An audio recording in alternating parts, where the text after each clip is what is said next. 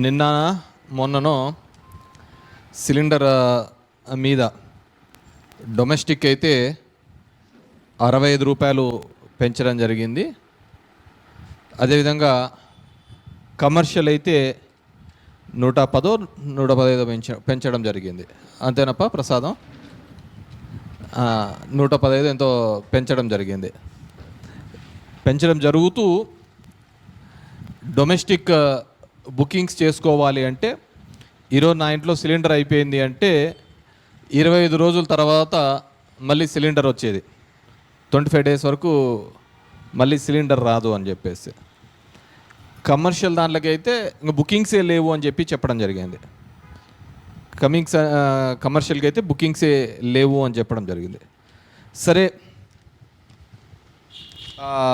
ఇరాన్లో యుద్ధం జరుగుతుంది. అక్కడ నుంచి రావాల్సిన క్రూడ్ ఆయిల్ కానీ, అదేవిధంగా ఎల్పిజి కానీ, లిక్విడ్ పెట్రోలియం గ్యాస్, ఈ ఎల్పిజి కానీ ఇబ్బంది అవుతుంది కాబట్టి 65 రూపాయలు పెంచడం జరిగింది. ఆ నిల్వలు తక్కువ ఉన్నాయి అని చెప్పేసి వాళ్ళు కూడా, కూటమి వాళ్ళు కూడా సమర్థించుకుంటూ మాట్లాడుతున్నారు. నేను ముఖ్యంగా ఈ మీటింగ్ పెట్టడం దానికి ఏంటంటే కారణము, గతంలో వైఎస్ఆర్సిపి చేసిన తప్పిదాన్ని మళ్ళీ రిపీట్ కాకూడదు. అంటే వైఎస్ఆర్సిపి చేసిన తప్పిదం అంటే, గతంలో కూటమి కావచ్చు, బీజేపీ కావచ్చు, మా ప్రభుత్వంలో ఉన్నప్పుడు డీజిల్ రేట్లు, పెట్రోల్ రేట్లు, గ్యాస్ రేట్లు పెరిగినప్పుడు మేము ఖండించలేకపోవడం ఆ తప్పిదం.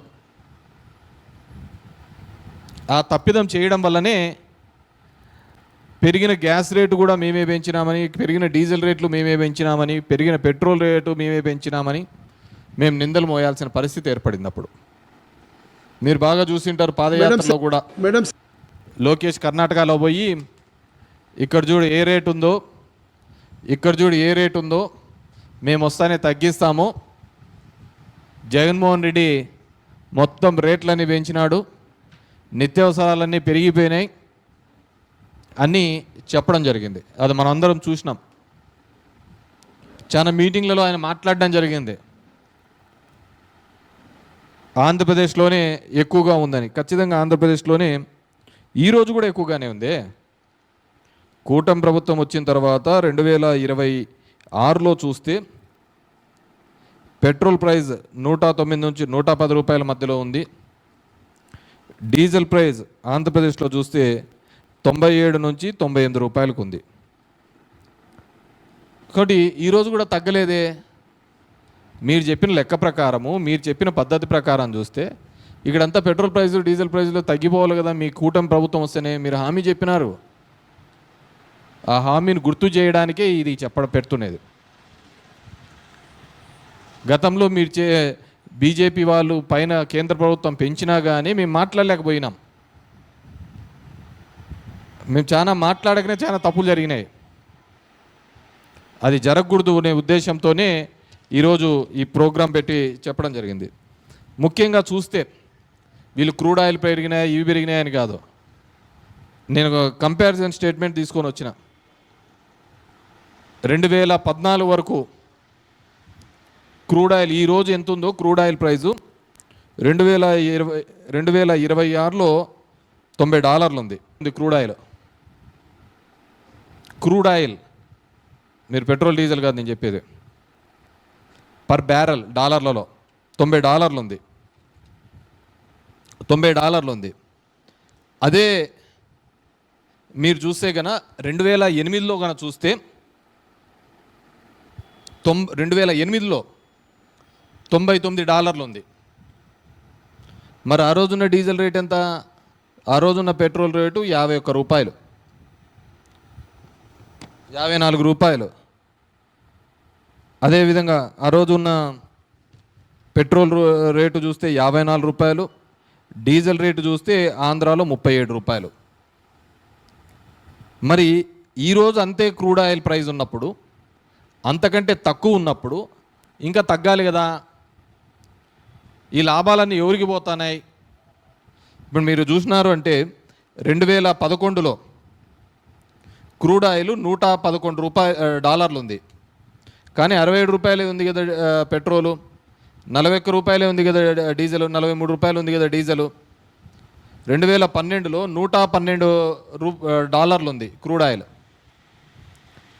కానీ డీజిల్ చూస్తే ఆంధ్రప్రదేశ్లో 46 రూపాయలే ఉండే. ఆ రోజు ఎంత ఉందో అంటే దగ్గర దగ్గర 14 సంవత్సరాల కింద ఎలా ఉందో, 2012లో ఎంతగా ఉందో ఈరోజు అంత 2012లో 112 ఉంది. మరి ఇవన్నీ ఎక్కడికి పోతున్నాయి? ఎందుకు ఈ భారం అంతా ప్రజల మీదకి 2014 నుంచి ఇప్పటి వరకు 2026 వరకు ప్రజల మీదే మోపుతున్నారు కదా ఈ భారం అంతా. గతంలో మన్మోహన్ సింగ్ గారు ఉన్నప్పుడు లేని భారం అంతా ఈరోజు బీజేపీ గవర్నమెంట్ వచ్చిన తర్వాత ఇదంతా ప్రజల మీదే మోపుతున్నారు కదా భారం అంతా. ఈరోజు ఇంకా ఇన్ఫ్యాక్ట్ క్రూడ్ ఆయిల్ ప్రైస్ అంతా తగ్గిపోయింది, పడిపోయింది.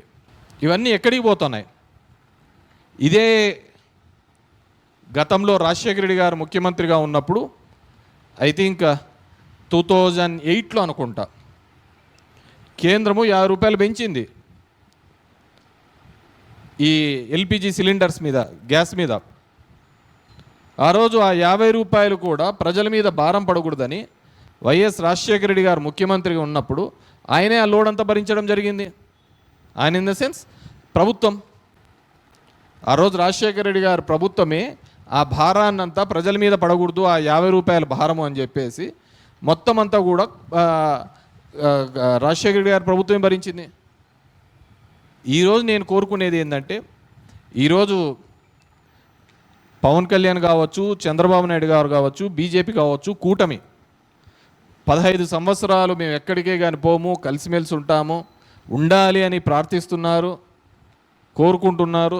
అది మీ తిప్పలు ఏదైనా కానీ మీరు ఉండాలనుకుంటారు, కానీ ప్రజలు ఉండాలి కదా. ప్రజలకు నిజం తెలియజేయాల్సిన బాధ్యత కూడా మా మీద ఉంది. దానికే ఈరోజు ఈ కార్యక్రమం చెప్పినారు.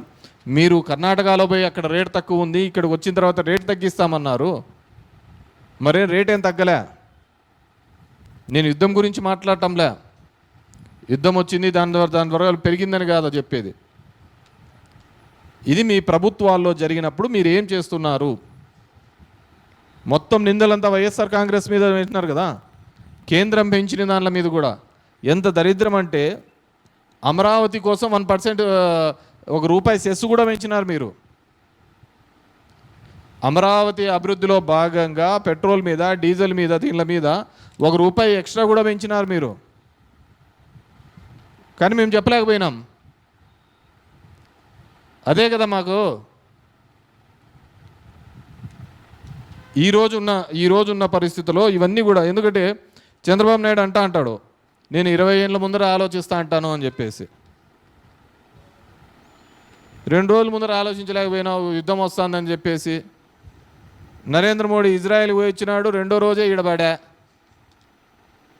ఆడికి పోయి Israel is father land, India is mother land అంటారు. ఇక్కడికి వచ్చి మామీ దేశ్రీ. జనాలకు సమాధానం చెప్పుకోవాలి కదా. రోజు ఒకరి మీద, మతం మీద, ఇంకోటి మీద రాగద్వేషాలు పెంచుకుంటూ పోవడం కాదు కదా. ఈరోజు యుద్ధం వచ్చింది కాదంటంలా.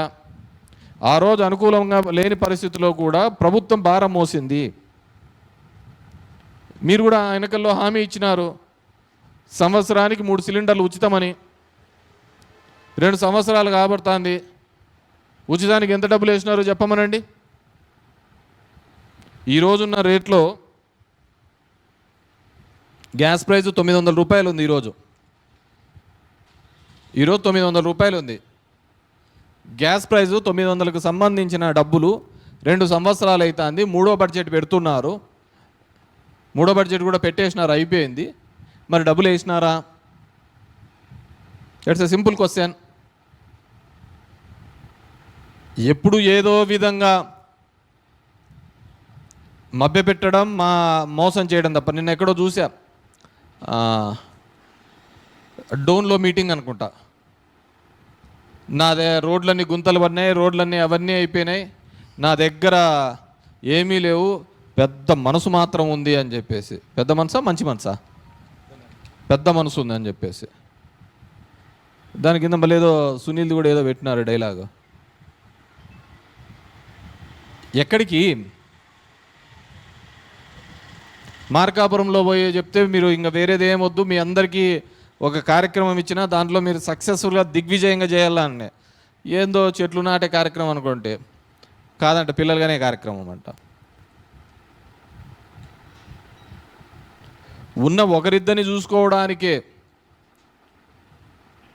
వాళ్ళు ఆర్థికంగా చితికిపోయి ఇబ్బంది పడుతున్నారు. నేను చాలా ఫ్యామిలీస్లలో చూశాను. నాకంటే డోర్ టు డోర్ అనుకున్న వాళ్ళు ఎవరు ఉండరు. చాలామంది ముగ్గురు పిల్లలు వాళ్ళ ఇంట్లో ఉన్నారంటే మొదటి 2 పిల్లలు ఆడపిల్లలే ఉంటారు.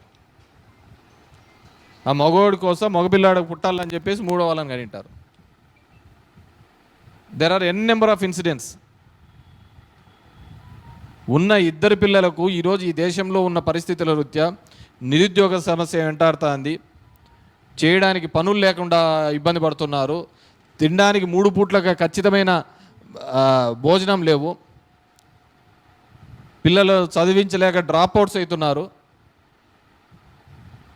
ఈ విధంగా ఆర్థికంగా కానీ చిన్న భిన్నమవుతున్న కుటుంబాలు, పెద్ద కుటుంబాలనే ఆ కాలం పోయింది. నోటికి ఎంత పడితే అంత చెప్పడం, పోవడం, పోతా ఉండడం. అదొక ఆబ్జెక్టు, అదొక సబ్జెక్ట్ అని చెప్పు. ఈ దేశ ప్రగతికి ఉపయోగపడేదా? ఈ దేశ ప్రగతికి ఉపయోగపడేది ఏంటంటే ఒక 4 మంది ఉద్యోగాలు, ఆ కుటుంబం ఆర్థికంగా నిలబెట్టడానికి ఏ విధంగా ఉపయోగపడతారు, దాన్ని తీసుకునే మెజర్మెంట్స్ ఏంటి, స్టెప్స్ ఏంటి అనేది చెప్పాలి. దానిలను వదిలిపెట్టేసి ఏదేదో నోటికి వచ్చినట్టు చెప్పి మభ్యపెట్టించే కార్యక్రమాలు చేస్తున్నారు. కాబట్టి వైఎస్ఆర్సీపీ ప్రభుత్వం ద్వారా, వైఎస్ఆర్సీపీ పార్టీ ద్వారా నేను కోరేది ఒకటే. గతంలో రాజశేఖర రెడ్డి గారు ఏ విధంగా అయితే 50 రూపాయలు అప్పట్లో కేంద్ర ప్రభుత్వం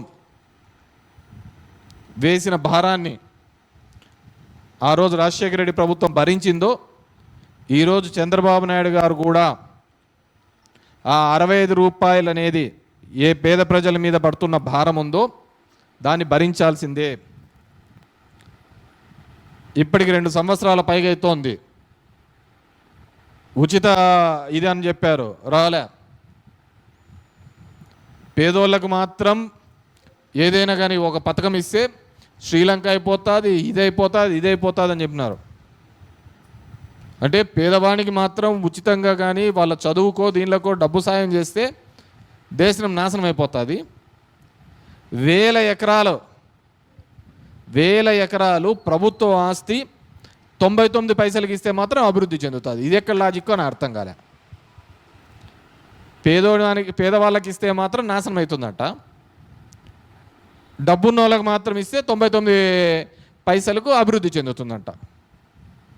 ఇది ఎక్కడ లేని లాజిక్ తీసుకొని వచ్చినారు. కాబట్టి ఖచ్చితంగా ఈ ప్రభుత్వాన్ని కోరుతున్నాం. ఎందుకంటే మీరందరూ భాగస్వాములు. ఆంధ్రప్రదేశ్ ప్రజల్ని మీరు మంచి చేయాలని ఉంటే కనుక ఈ పెంచిన 65 పాపం మీదే. క్రూడ్ ఆయిల్ ప్రైజ్ అప్పటికంటే ఇప్పుడు బ్యారెల్ $100 ఉంది. పెరగచ్చు, రేపు మన్నాడు పెరగచ్చు. ఇన్నాళ్ళు కూడా ఆయిల్ కంపెనీలు అన్నీ బాగా లాభాలు తిన్నాయి. ఈరోజు ఈ దేశం కోసం భరించాలా, ప్రజల నెత్తిన ఎటువంటి భారం పడకూడదు, భరించాలి. ఎవరి కోసం భరించారు? లక్షల కోట్లు ఉన్నారు. రైతులకు చూస్తుంటే ఈరోజు చూసాం, యూనియన్ బ్యాంక్లోనో ఏ దాంట్లోనో రెన్యువల్ చేసుకోవాలంటే మొత్తం కట్టాలని రైతులను సతాయిస్తున్నారు. అదే పెద్ద వాళ్ళకి ఆ విధంగా చేస్తున్నారా? దగ్గర 16 లక్షలు 20 లక్షల కోట్లు అలాగే ఎన్పి అని చెప్పి మాఫీలు చేసినారు. అదే రైతుకు చేయాలంటే ఇబ్బంది పడుతున్నారు. కాబట్టి వైఎస్ఆర్సీపీ నుంచి ఒకటే డిమాండ్ చేస్తున్నాం, ఖచ్చితంగా పెరిగిన 65 రూపాయలు కూడా మీరే భరించాలి. అదేవిధంగా మీరు అంటున్న 3 సిలిండర్లు సంవత్సరానికి ఇవ్వాల్సినది 900, 2700, 2 సంవత్సరాల డబ్బులు కూడా పడాలి, అది కూడా పడాలి. అది కూడా ఖచ్చితంగా వేయాలని చెప్పేసి కోరుకుంటున్నాం.